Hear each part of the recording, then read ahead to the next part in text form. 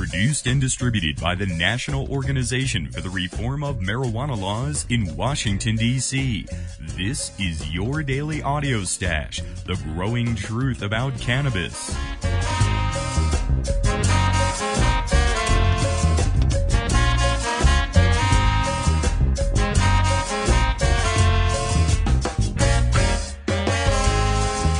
Daily Audio Stash is where responsible marijuana smokers listen in on the latest news about cannabis, hear the voices of the marijuana law reform movement in special segments and interviews, and kick back with comedy and music no other podcast can offer. It's NORML's Daily Audio Stash. More information at normalaudiostash.com.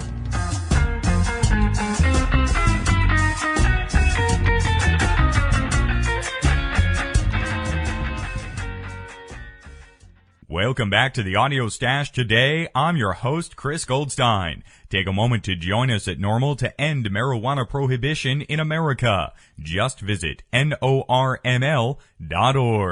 Last Saturday, I had the chance to attend a day of the Students for Sensible Drug Policy International Conference at the Georgetown Law Center in Washington, D.C.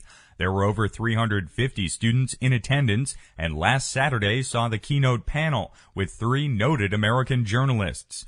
Moderating the panel was Slate.com's Ryan Grimm, who we've interviewed here on the Audio Stash. He's one of the only journalists in this country taking a hard look at the issues of prohibition and drug policy on a regular basis. Grimm's articles have appeared in numerous print locations and are referenced frequently in the media. Also on the panel was well-known television commentator, newspaper columnist, and radio talk show host Bill Press. Press has been a staple of progressive American political commentary for over 15 years and continues with a daily 3-hour call-in talk show. Also on the panel was journalist and commentator Clarence Page. Mr. Page's column appears in the Chicago Tribune, and he's often seen on the McLaughlin Group and other political commentary programs. Page is a longtime supporter of NORML, who spoke at the NORML conference the last time it was held in Washington, D.C. The Audio Stash got a chance to chat with Page just before the panel began. We're here at the Students for Sensible Drug Policy Conference with Clarence Page. Clarence, welcome to NORML's podcast. Oh, thank you. Glad to be here. Great to speak with you today. What's your interest here in Students for Sensible Drug Policy? Well, I was very happy that they invited me. I've been writing about drug issues for years, along with other political issues, and so I'm very happy to be here. I've been over, I did a NORML panel here a couple of years ago. I've been at a marijuana policy, you name it. I send people. I don't know. People think marijuana and they think, Clarence Page, And do you think, what are your views as far as where marijuana in America can sort of progress right now, and where can we go right at this moment, sort of regular everyday citizens and not necessarily the activists we see here today? It's a real funny issue in that regard, my baby boomer generation kind of got the ball rolling, and suddenly in the 70s, it went from being strictly forbidden and a felony to possess marijuana to where it was almost anything goes, to a point where I think Americans think that there's a lot less drug prosecution for marijuana than there actually is. And in fact, I've had two drugs. I've talked to all three of the drug czars we've had so far, and I know two of them sat right there in front of me saying, "Oh, nobody gets arrested for possession of marijuana anymore."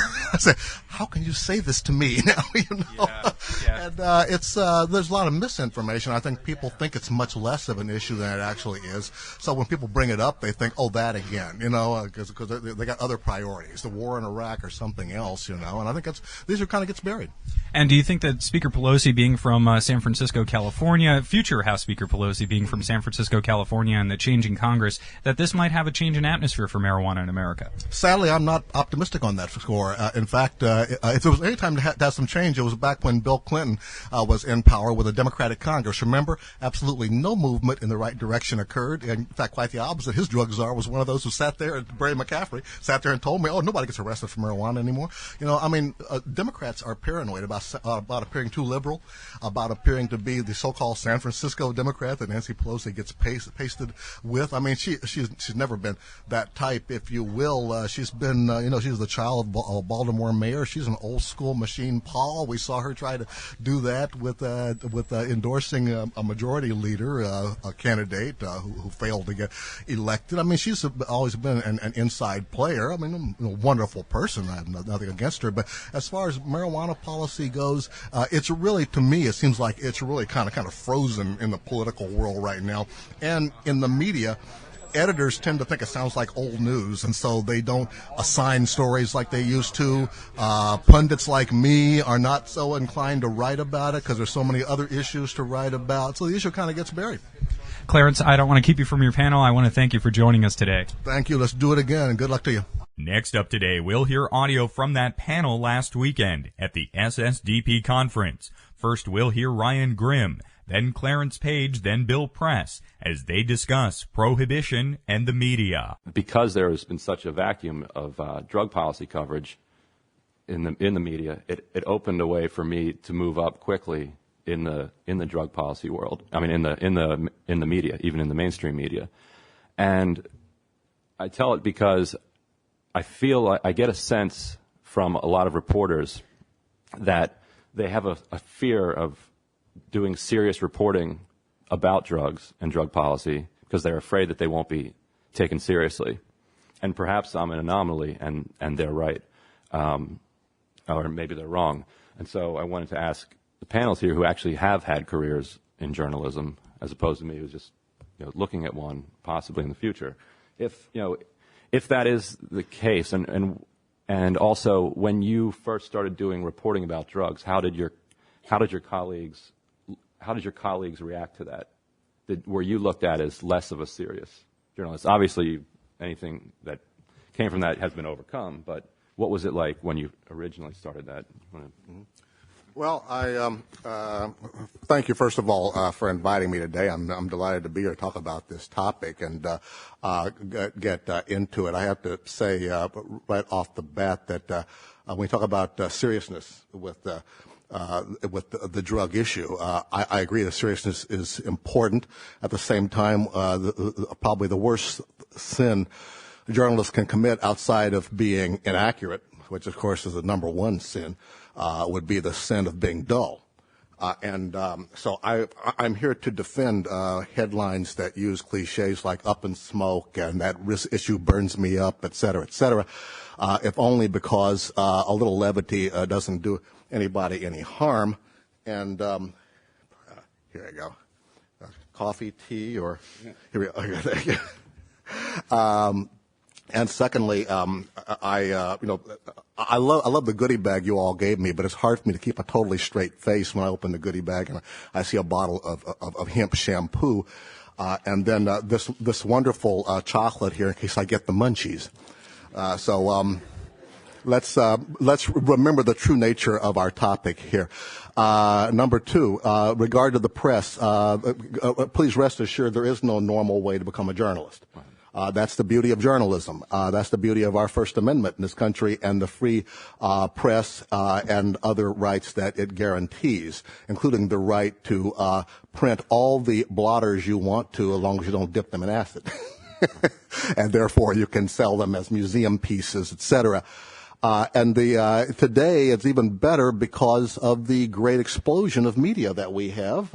Slate.com being an example, the internet, et cetera, has made it possible for you to do things we talked about when Bill Press and I were students back in the 1850s, where there was some talk about, talking back to your TV set and everybody being their own journalist and taking advantage. Well, you can do it now. You got the power. And so I preface my remarks by saying that these days when you talk about what the media covers or doesn't cover, it's all out there. It's a matter of access.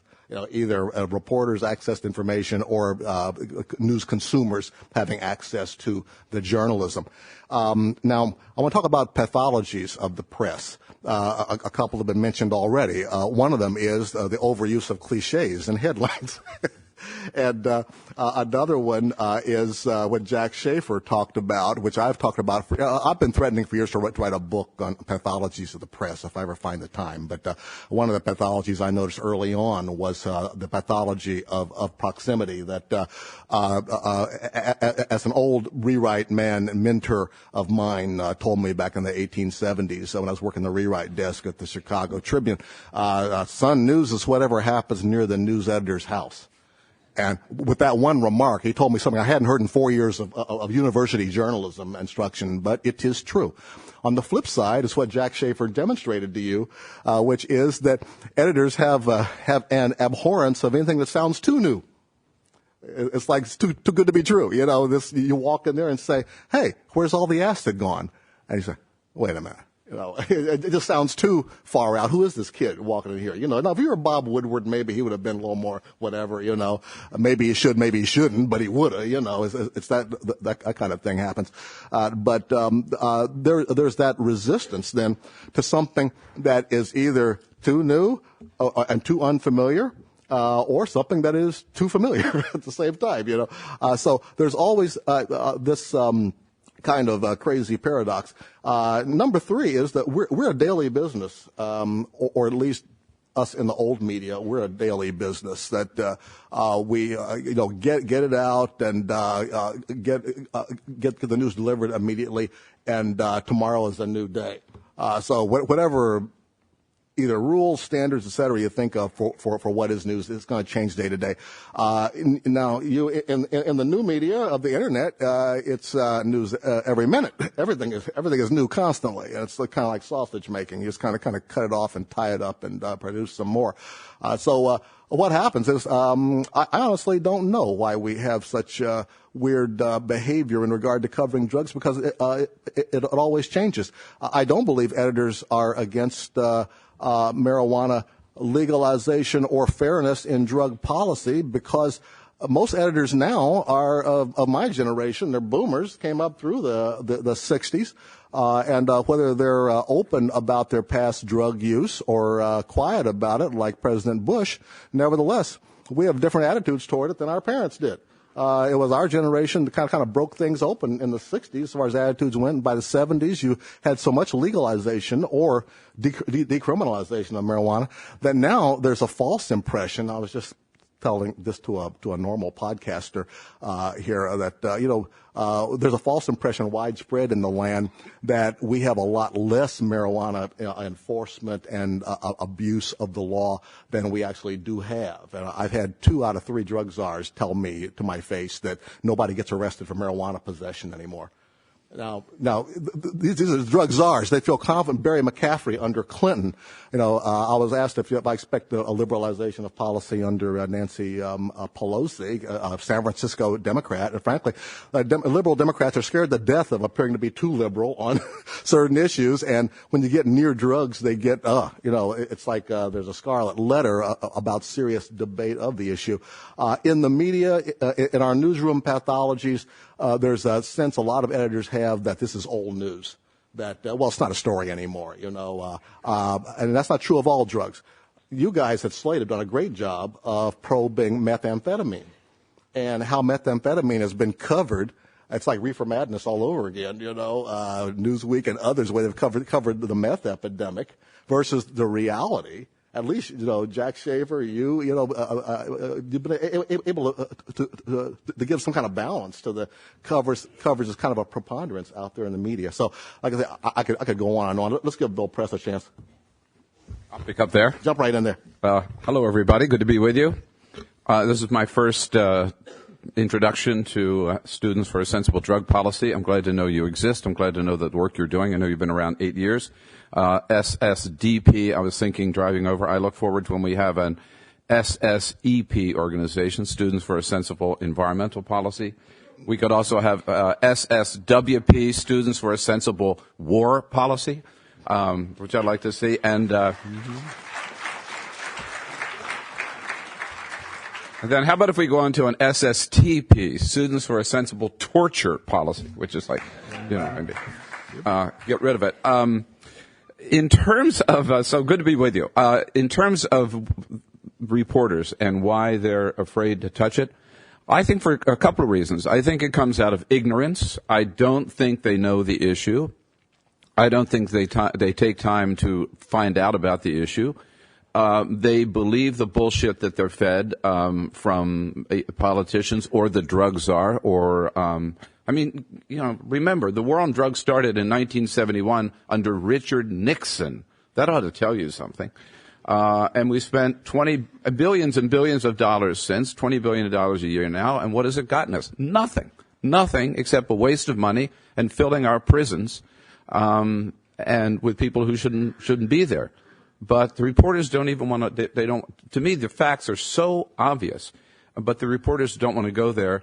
And I think one of the reasons they don't want to go there, they not only don't know about it, they don't want to find out about it, is they're afraid if they start reporting on drugs seriously and positively, God forbid, they would hurt their careers.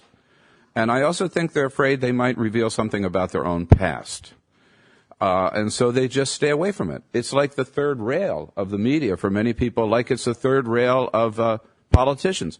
How many campaigns we just got through the midterm elections?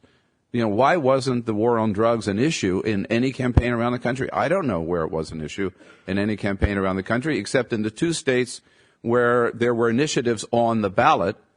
And to my great dismay, the one in Nevada lost. I thought if anywhere in a state that legalizes prostitution, gambling, and almost anything else you want, that you could get an initiative passed to decriminalize marijuana, but it didn't work there. But again, the issue wasn't talked about in 2006. It wasn't talked about in 2004. It wasn't talked about in 2000, except when somebody said, "Oh, Al Gore smoked pot once." Oh, wow. So I just think that the reporters are afraid of it. In terms of my own reporting, the second part of your question, let me make it clear. I've never been a reporter, and I'm not one now. Okay, so I'm a commentator, which means it's the best job in the world. I get to give my opinion and get paid for it. So I'm not expected to report the facts. I'm expected to give my opinion. But I'm expected to know the facts and to research the facts and to base my opinion on the facts. And so when I started doing talk radio and I started writing a column and I started doing political commentary on television, happened to be in Los Angeles, one of the things that I looked at was this war on drugs. And I realized that I'm a conservative, not a liberal, because I don't like wasting money, and I don't like government programs that are massive government programs that spend all of our money and waste all of our money and accomplish nothing. And a real conservative... No. I'm not running for office. I didn't... But I realized those were the facts. Now, how did I get that across to my audience, right? It didn't come because I'm...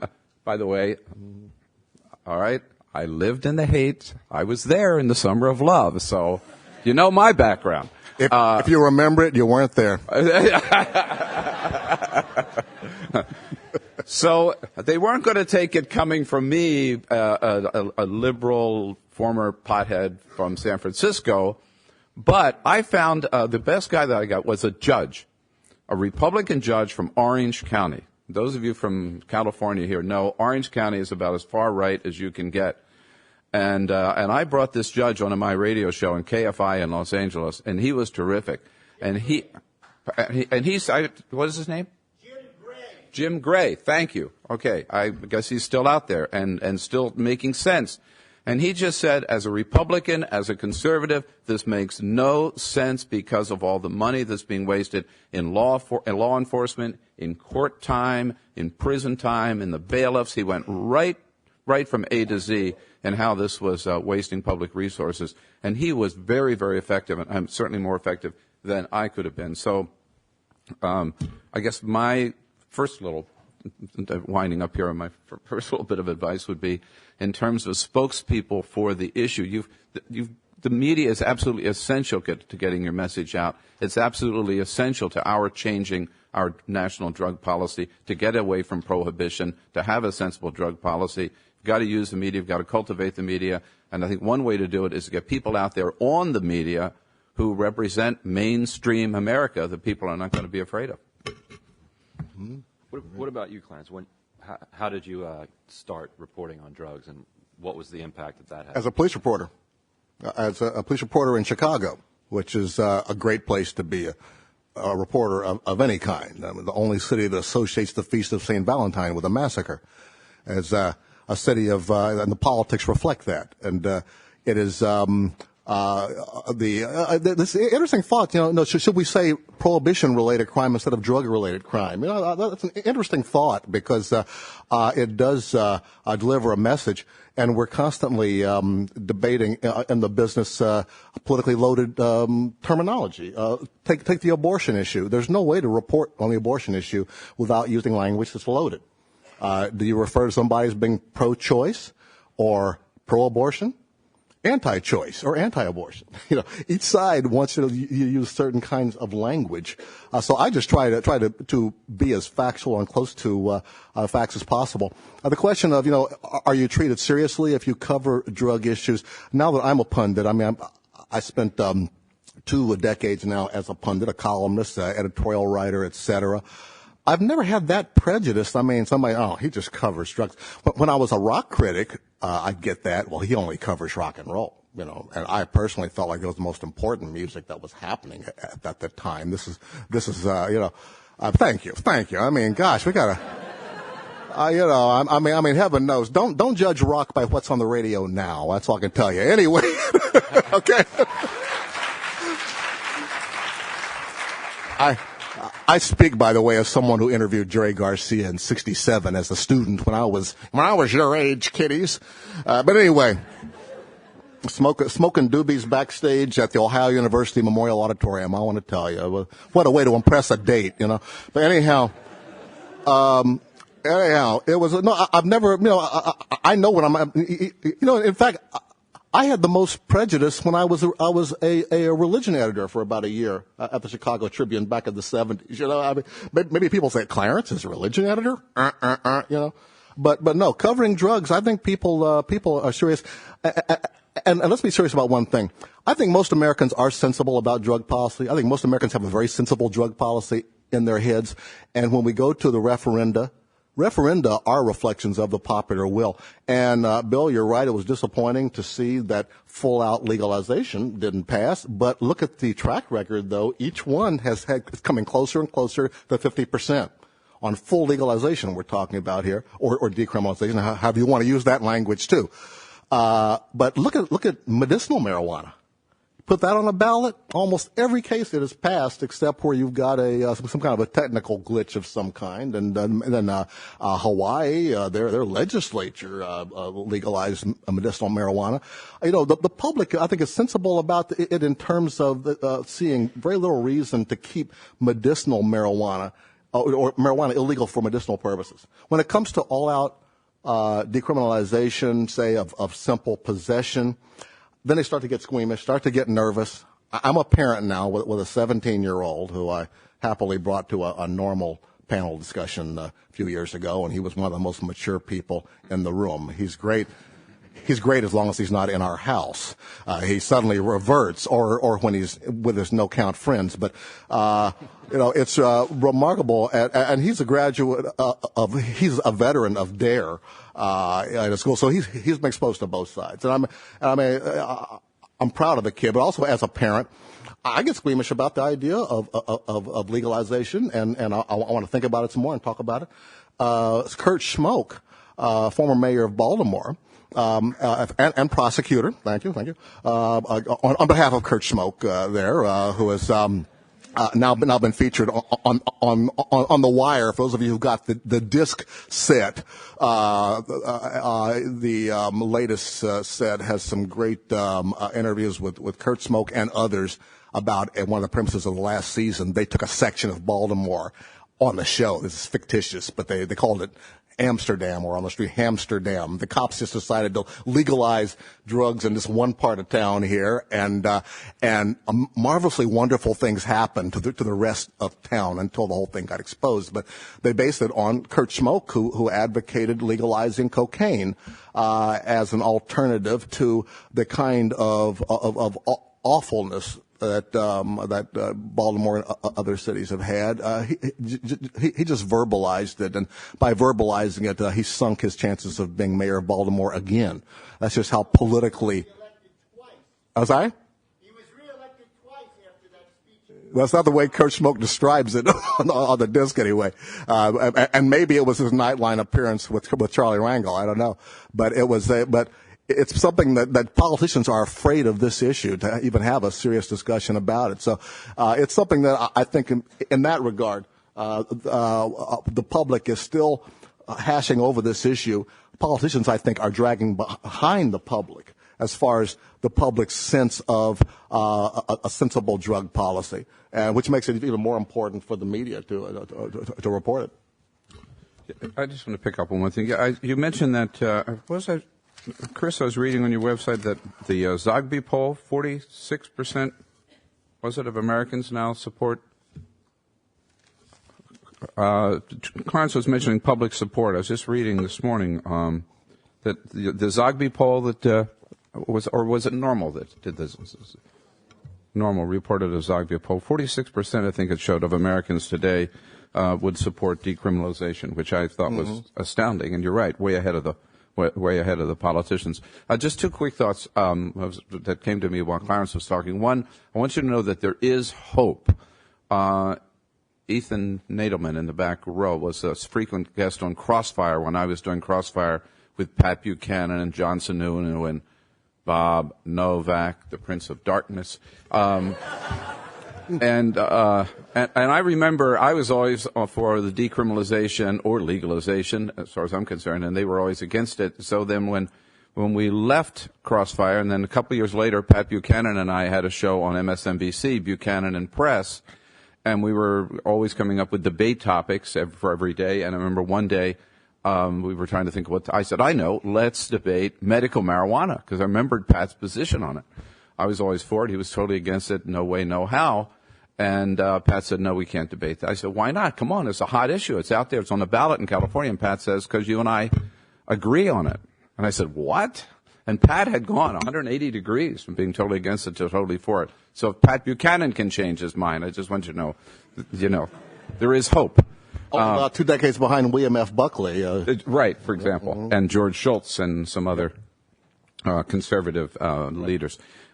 You mentioned language, which I think is something else in dealing with the media that's very important. In my book, Spin This, I went back and looked at what Newt Gingrich had done when he took over the Congress in 1994. And Gingrich actually published a list of words that Republicans should use when they talk about Republicans. Loyal, patriotic, moral, upstanding, all of those good words. And then a list of words, and you've heard them all, that they should use when they're talking about Democrats, right? Traitors, sloppy, lazy, whatever, big spenders, all those kinds of words. Words are, so Gingrich, he was right about one thing. I mean, words are important, and you use them enough, and enough people use them enough, and you get them out in the media through the talk shows and everything, that those impressions stick. And so when I heard you say, Chris, when you were introducing us, reform of the drug laws, I think that word reform is a real winner. People see that as reform. It's not into the sledgehammer approach. It's just kind of, shaping things up, getting things in better shape. I think fiscal responsibility is a good word, and you talk about that. And you cannot defend the war on drugs from a fiscal responsible point of view. I was on Hardball yesterday with Chris Matthews, for example, and we were talking about the war in Iraq. And Chris, and I knew I was coming today, so it popped into my head. And Chris was saying, I was just saying, look, this isn't working. There's nothing to do but just recognize it, bring the troops home now. And Chris was saying, I've got a better approach that might sell better, which is, and he said this on Hardball yesterday, let's have a cost-benefit analysis of the war in Iraq. And let's just bring the generals in and bring the defense secretary in and say, okay, you've had 3 years. This is what it cost you. What did we get for that money? And now you want another year? All right. How much is it going to cost for one more year of this stupid war in Iraq? And what are we going to get for it? And you do that with every single program. You should, every government program. Let's do it for the war in Iraq. Well, I say, let's apply it to the war on drugs, right? And it'll be over instantaneously. That was Ryan Grimm of Slate.com, Clarence Page of the Chicago Tribune, and Bill Press of the Bill Press Show on a panel discussing prohibition and the media at the Students for Sensible Drug Policy Conference last weekend in Washington, D.C. We have links to download the full talk at normalaudiostash.com. And you can find out more about Students for Sensible Drug Policy at ssdp.org.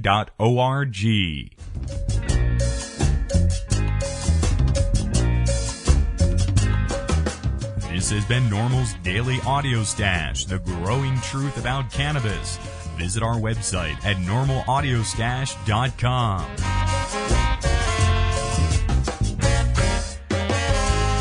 If you listen to the Audio Stash, vote for us at Podcast Alley or other podcast directory services. I'm your host, Chris Goldstein. Thanks for listening today. Everyone have a fun summer weekend out there, and we're back at 4:20 on Monday.